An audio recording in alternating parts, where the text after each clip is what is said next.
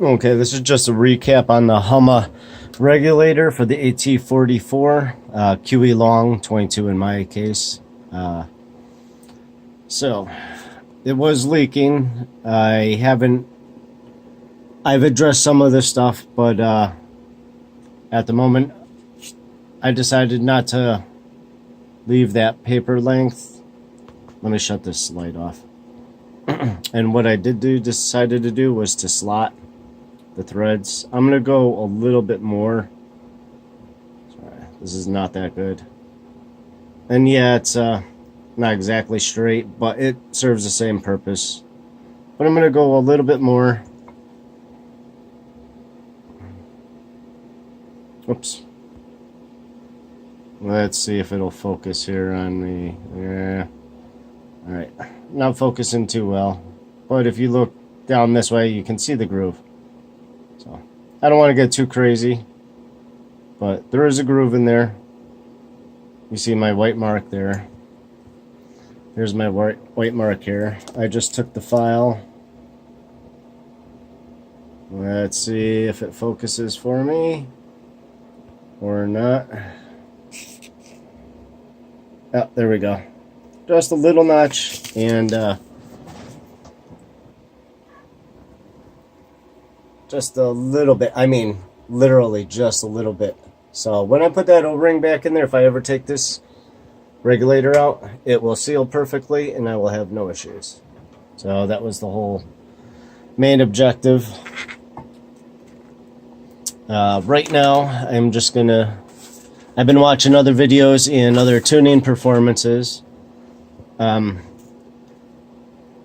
the O-ring that goes in here, I noticed this wasn't that great.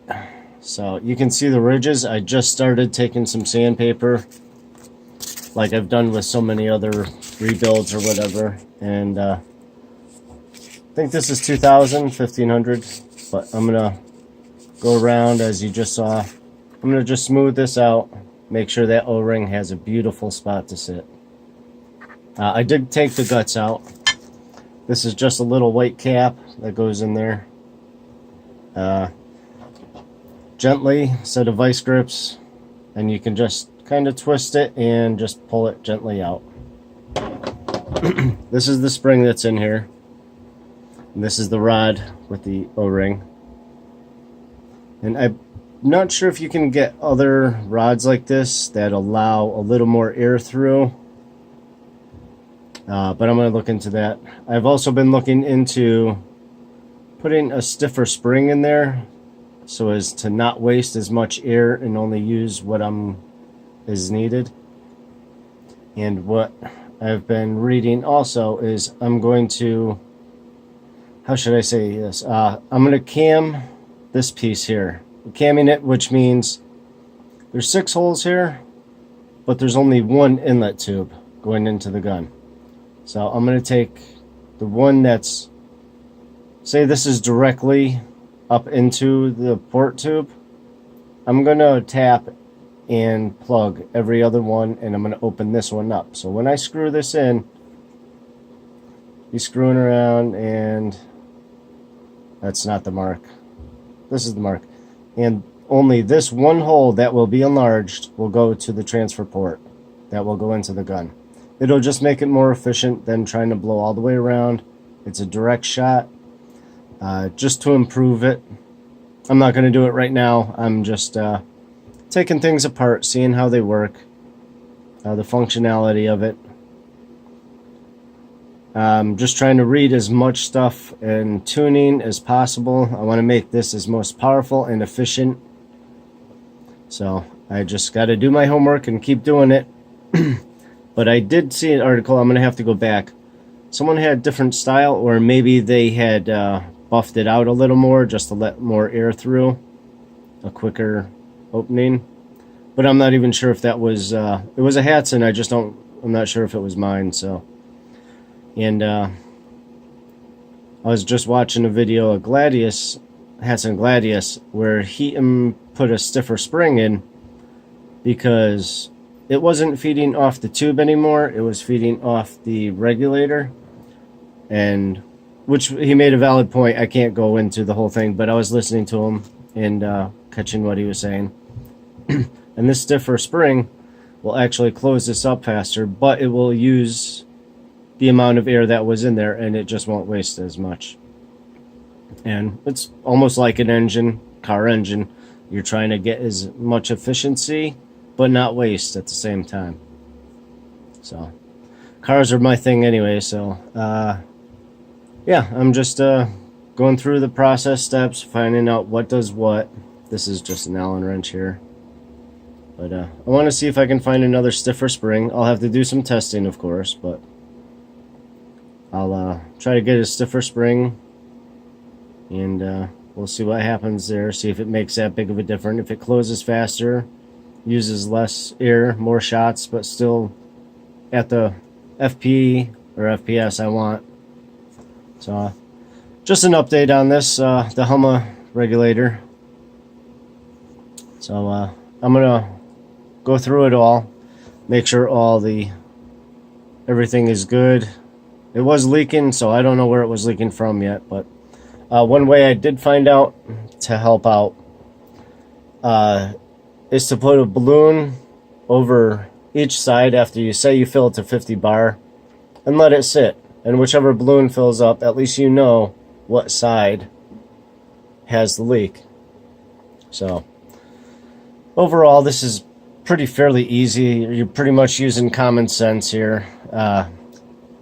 It's just actually, it's a fun hobby, and I'm enjoying the PCP world so far. But I love my springers also. This is just something new, so gotta love the new toys. So we're gonna see how much we can get out of this gun, and I know eventually I think I'm just gonna go to a big bore after this, but money is an issue, and once you start getting into the $1,000 guns, it's yeah, then you're gonna need a tank, you're gonna need a compressor. But I'll stick with that's why I actually was lucky I got the 22 for under $300. It's my first one, so I'm just getting into this. I do have that. It's my girlfriend's old scuba tank. This thing is way outdated. It's not really, I think it's only 300 bar, so it's not really worth, I'm just going to use the air that's in it. It's good to get me up to 150 bar, and then I pump the rest of the way, but yeah, I'm not going to go and have it hydro tested or anything. I'll probably just get rid of it and then get a decent tank. But it serves its purpose for now, so I can't complain. Alright, just an update. So it started raining today, so I really didn't get any testing, but I mean, I was hitting bullseyes when I was aiming, so. But now that the scope is all centered in at 100 yards, so. But I'm just going to do some chrony testing tonight and make sure the numbers are good. I did drop it down to 135. So I'm going to drop it down there, see where we're at. And